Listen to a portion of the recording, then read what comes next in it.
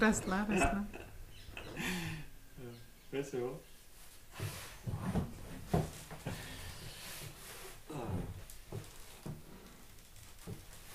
Alors, aujourd'hui, on va parler de Michael, donc.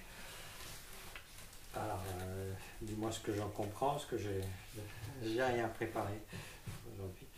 Mais bon, on arrive le 21 septembre, l'équinoxe d'automne. Le 29, c'est la fête de Michael. Et qu'il y a une fête, en fait, que Rudolf Steiner a eu à cœur de restaurer dans les fêtes de l'année, dans la vision que vivre les fêtes de l'année ou vivre avec les saisons, c'est en fait ça peut en fait être un chemin spirituel en lui-même. Donc en fait un chemin de mort et de renaissance comme il se passe dans la nature. Et donc en plus de Pâques, Noël, Pentecôte, qui étaient les fêtes chrétiennes déjà là, Steiner a vraiment insisté pour rétablir les fêtes de Michael qui sont fêtées dans les Freigesraum, dans les écoles Waldorf. Et bon, moi je vais prendre un aspect un peu dans la continuité de ce dont on avait parlé, parce que c'est la force de Michael en fait qui nous donne la force pour contrecarrer les forces lucifériennes et arimaniques. Et pourquoi en automne comme on le constate, donc la nature se retire, donc elle nous donne de moins en moins de force. Et donc c'est un moment où la nature va mourir et nous, comme on ne reçoit plus de force du dehors, il va falloir qu'on trouve nos forces du dedans. Et Michael, c'est en fait une force de la volonté. Et développer cette intériorité jusqu'à Noël où la nouvelle lumière intérieure peut naître. Moi, je vais replacer dans ce contexte la tentation de Lucifer, où toujours avec cette image qu'avant la tentation, l'homme a une conscience réflective, enfin, qui reflète les influx divins et la position enfin, l'homme est en train de recevoir petit à petit son jeu, sa force du jeu, mais c'est en tant que position d'observateur. C'est-à-dire, il avait ces qualités d'âme, qui sont le penser, le sentiment et le vouloir.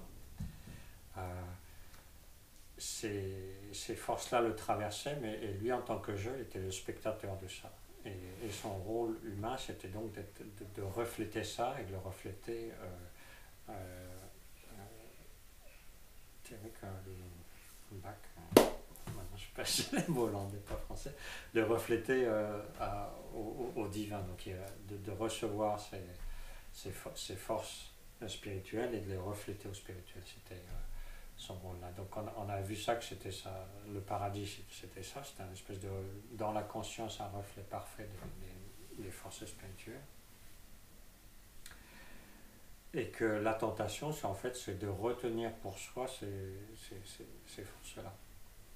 Enfin, une partie de ces forces-là, pour se créer un monde intérieur personnel, et donc par là à la fois se retirer de l'harmonie cosmique, donc être en disharmonie, c'est le début des disharmonies, et en même temps avoir une capacité d'être libre, de pouvoir penser par soi-même, vouloir par soi-même, sentir par soi-même.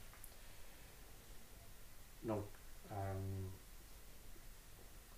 et avant ça, il ne serait jamais venu à l'idée de l'homme de dire je pense il percevait les pensées qui sont en acte dans le cosmos, dans la nature. Il savait que les pensées le traversaient, mais que ce n'était pas les siennes. L'idée même que mes pensées soient les miennes, ça paraît totalement saugrenu avant la tentation. Tandis que maintenant, évidemment, à notre époque, ce qui paraît saugrenu, c'est qu'il y a des pensées en dehors de ce qu'on pense. Donc la pensée michaélique, parce que là, Steiner parle vraiment de pensée michaélique, c'est en fait retrouver consciemment un mode de pensée qui est un mode où on laisse les choses se révéler à soi. On en a déjà parlé plusieurs fois. C'est-à-dire qu'au lieu d'être dans ma pensée où je fais des théories sur les choses, je vais projeter ma pensée sur les choses, en fait je vais observer et ma pensée va juste me servir à mettre en ordre mes observations, mais c'est tout, point barre. Je ne vais pas faire de théorie, je ne vais pas faire de suppositions. Donc je me mets totalement, la pensée se met totalement au service de l'observation. Et comme ça, je vais retrouver par l'observation les pensées qui existent dans l'univers, même dans une plante, même dans une pierre, même dans les animaux, dans l'univers vraiment qui nous entoure, c'est pas abstrait. Donc, ce qui est intéressant à notre époque, c'est qu'on peut repartir de l'observation des sciences naturelles, qui sont le premier pas d'observation et de la matière et des processus du vivant. Bien purifier, enlever tout ce qui est théorie par là-dessus et revenir vraiment à tout ce qu'on peut observer.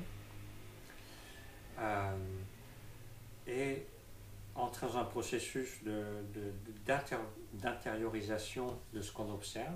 C'est-à-dire si on observe la croissance d'une plante, par exemple, ou la croissance d'un embryon, en ce moment je suis là-dedans, on fait les observations scientifiques premières, donc on regarde comment les métamorphoses qui s'opèrent. Et après, ça c'est l'élémentaire de l'observation, c'est les données, c'est les données concrètes. Après on intègre ça petit à petit, on se le répète intérieurement pour faire sienne ces données-là. Donc on se passe le film, on s'interroge, est-ce que j'ai bien compris, est-ce que j'ai bien intégré, et ça en boucle, on refait, jusqu'à ce que ces données appartiennent à notre système de plus en plus. Et en les intériorisant, ça c'est l'élément eau, ça veut dire qu'on dilue l'élémentaire dans l'eau, alchimiquement, on passe de la terre à l'eau. C'est-à-dire qu'on met en mouvement les données terrestres. On les intègre, elles appartiennent à notre système. Et en renforçant ça, on passe à l'élément R qui est du domaine de l'expérience intérieure.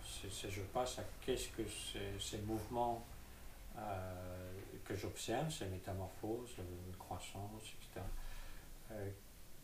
Qu'est-ce que ça évoque en moi comme expérience intérieure. Donc je passe de plus en plus au niveau du sentiment.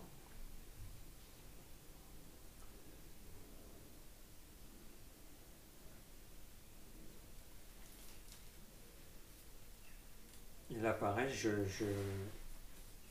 j'interroge de plus en plus pour dégager petit à petit le sens de ce que j'observe. Mais c'est là, c'est toute la différence avec notre époque, c'est pas un sens que moi je vais donner arbitrairement, non, c'est un sens qui va se révéler à moi petit à petit, parce que dans l'observation, je m'imprègne de plus en plus de ce que j'observe, je fais de plus en plus de silence intérieur pour que cette imprégnation devienne de plus en plus profonde, et que petit à petit viennent ces sensations, viennent ces expériences intérieures, jusqu'à ce que le sens se révèle à moi, ce que j'observe. Donc là, je retrouve, en toute conscience, en fait, ce qui se passait pendant le paradis en conscience de rêve, que ce n'était pas une conscience éveillée, pleinement éveillée qu'on a maintenant, par le fait qu'on a quitté le paradis, qu'on a développé une conscience personnelle. Donc, et là, je vois bien que ça me demande un effort personnel, tout ça. Ça ne va pas se faire tout seul. Donc, si je veux retrouver cette pensée michaélique, qui est en fait une transformation de mon mode de pensée, de mon mode de connaissance, et ben ça me demande de la volonté. Michael, c'est donc cette volonté intérieure d'intérioriser cette connaissance, de répéter ça,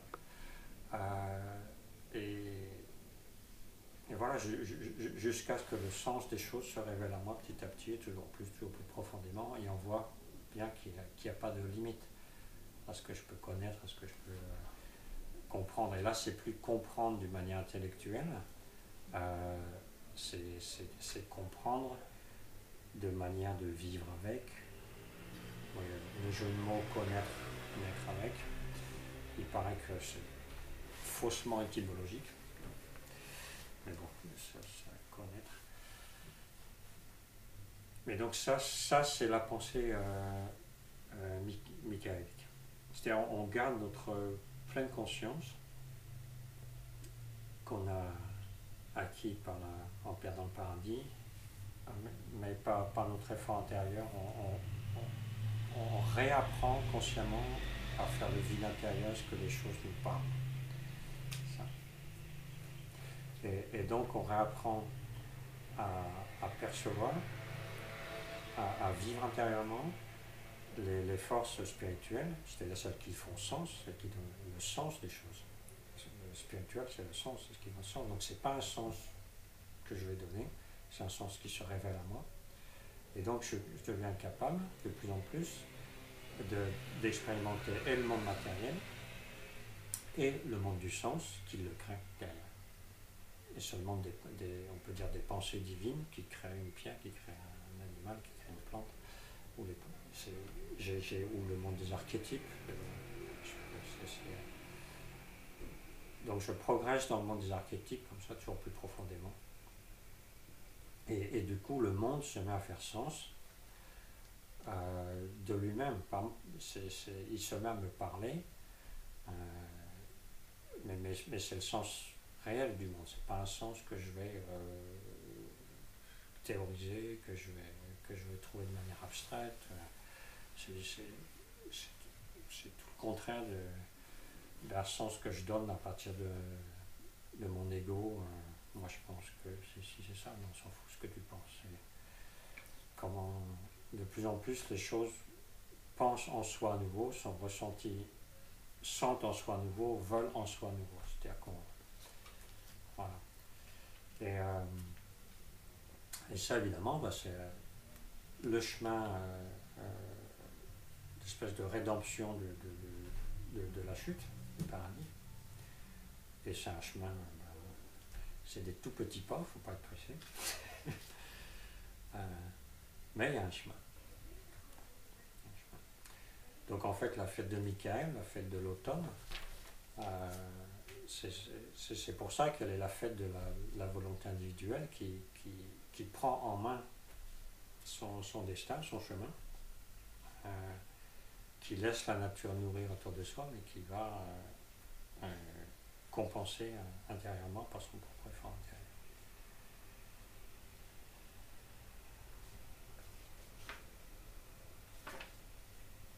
Voilà, je peux pas...